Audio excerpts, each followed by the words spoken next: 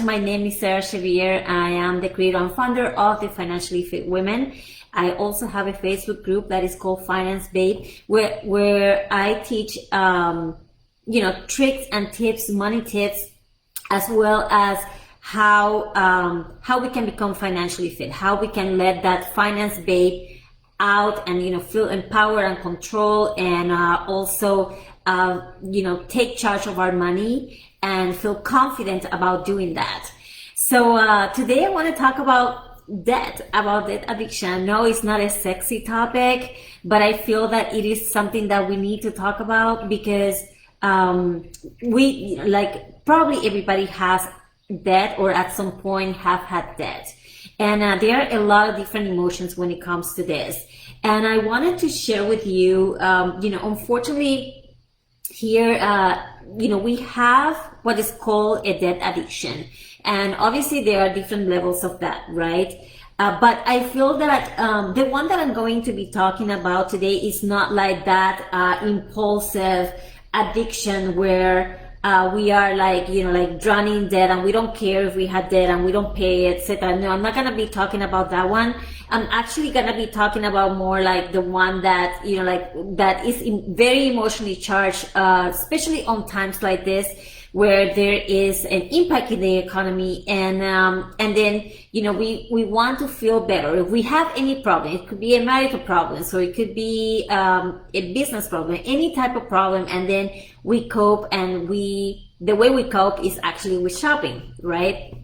And again, like I said, I know it's not a sexy topic, but I think it is very important for us to learn about this and also learn how we can get rid of the debt. Which is something that obviously I'm going to be talking about. But one of the ways that a lot of times we want to feel better, we cope about debt, is by being tempted of spending money and buying things that we probably cannot afford, right? But because that is such an emotional thing, and because we love to have new things, then that's what gets us into debt.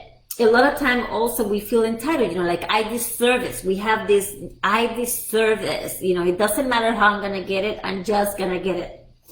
And one way that a lot of times and I'm going to be looking at this because I'm looking at my computer. One of the things that we do, or a lot of people do, is that we feel that our debt is going to go away and our money problems are going to go away if we don't look at it, if we don't open the statements, if we don't pay our taxes or even file our taxes, which is, obviously another form of debt. We feel that these things, they're going to go away at some point, but that's not the reality. If we have debt, that's not going to go away. It's going to keep haunting us over and over. And, it's probably not our fault. And I wanna mention that, the fact that we live in a system that is based on debt. Your credit worthiness, let's start with that. Your credit worthiness is actually based on you getting into debt. So that means that in order for us to be able to prove that we can get a loan or that we can buy things, we actually have to get in debt. So it's kind of like counterproductive, right? But that's the way the system, at least here in the United States, has been established. And again, we haven't had the best example from the government. Like if you see the national debt, I'm going to see if I can pull it up. But if you see the national debt today, let me see if I can put it in my phone. This is, let me see, a little bit more up. Here it is. This is the national debt today, as of today. And as you can see, it keeps increasing over and over and over. But again, you can actually go there and you can see the national debt for other countries as well. It's not just, the problem is not just in the US. So again, we haven't get the best example when it comes to that. And then now with the economic impact that, the pandemic has caused, now the government has to print more money in order to provide more help. And in the end, what's happening is that it devalues the dollar, right? Devalues the dollar here in the United States, which means that prices are going to go up, services are going to go up, things that are important for us, like some food, groceries, water, and milk, gas, all of these things at some point is going to start going up. And that's without even counting the taxes, because this is the time where taxes has been the lowest for the longest time.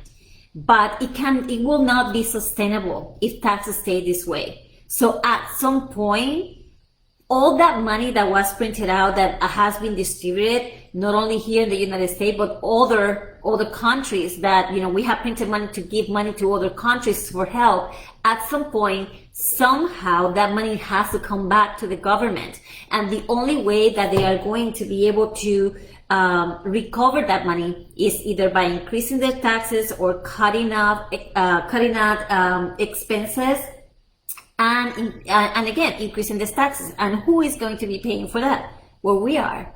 Somehow we have to put that money back, right? And so it is unfortunate. Again, we haven't had the best example. Do I make sense on what I'm telling you guys? I know that, I see a lot of you. I want you to ask me any questions when it comes to this, when it comes to debt.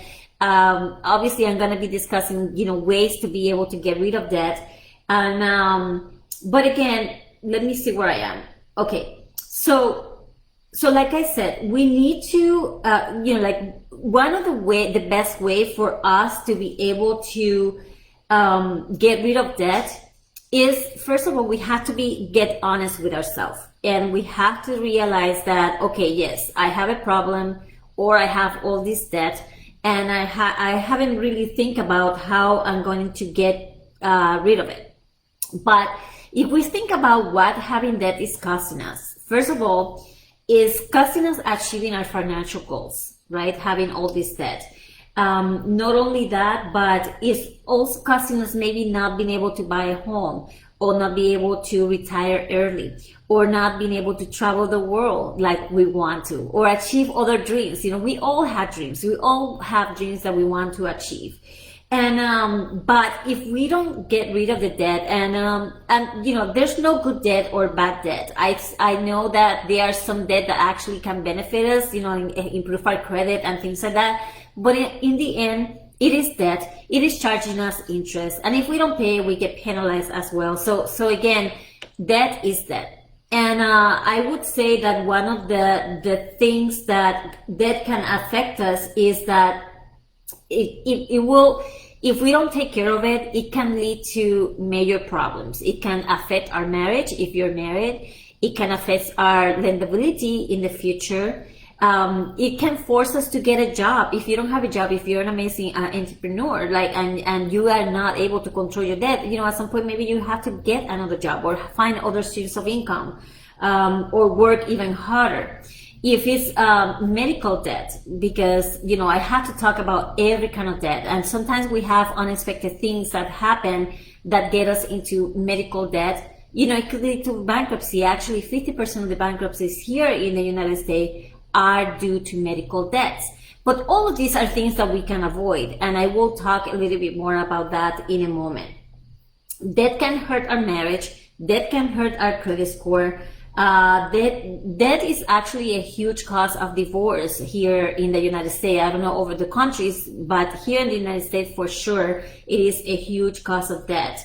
So I'm going to give you a few things in order to be able to get rid of debt completely.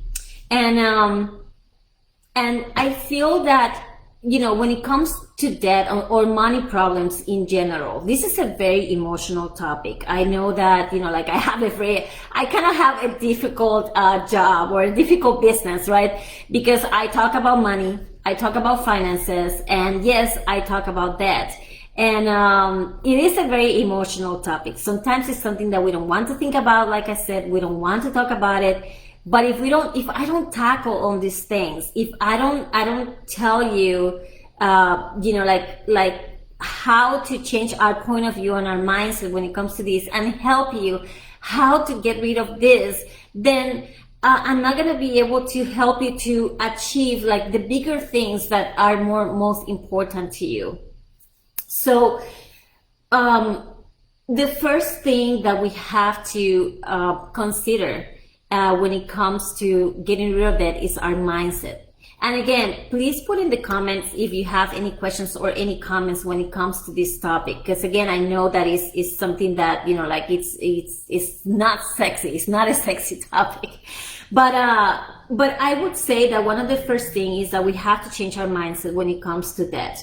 It is about getting honest with ourselves and realize, hey, you know what? Yes, I need to take care of this. And this is something that it is important that if I do, is going to drastically change my life.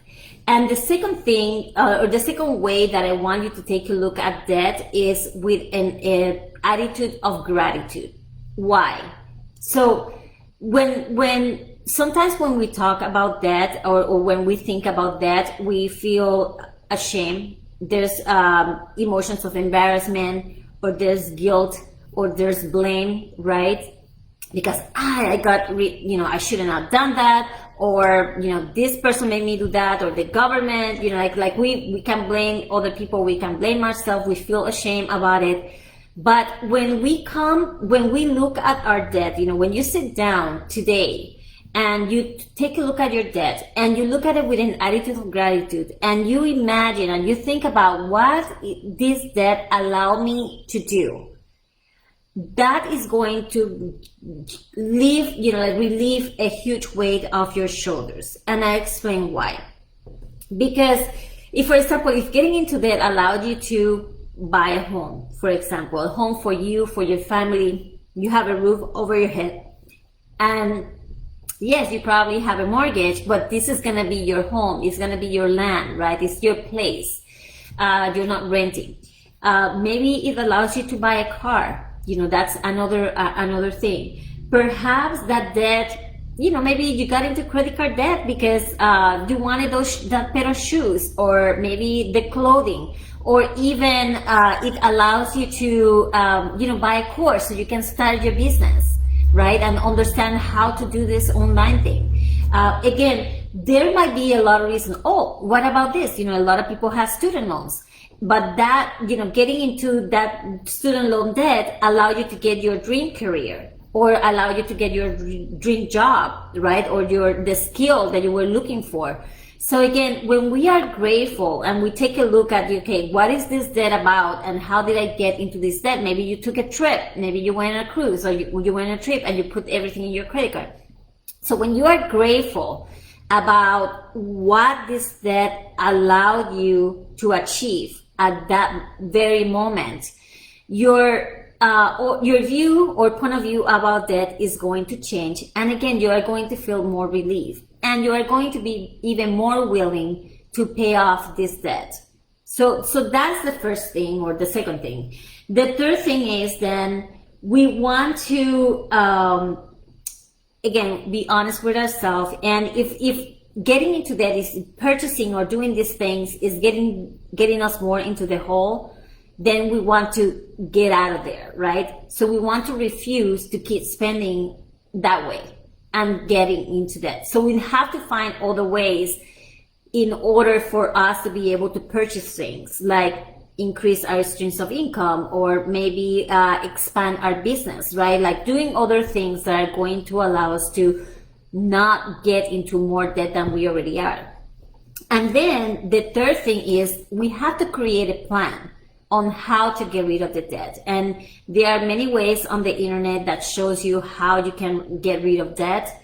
And of course, like I'm here, that's exactly what I do. I teach you how to be intentional about your spendings, how to be intentional about paying your debt, and then at the same time, setting you up for success when it comes to your debt and when it comes to your money, because we don't want to just focus on our debt.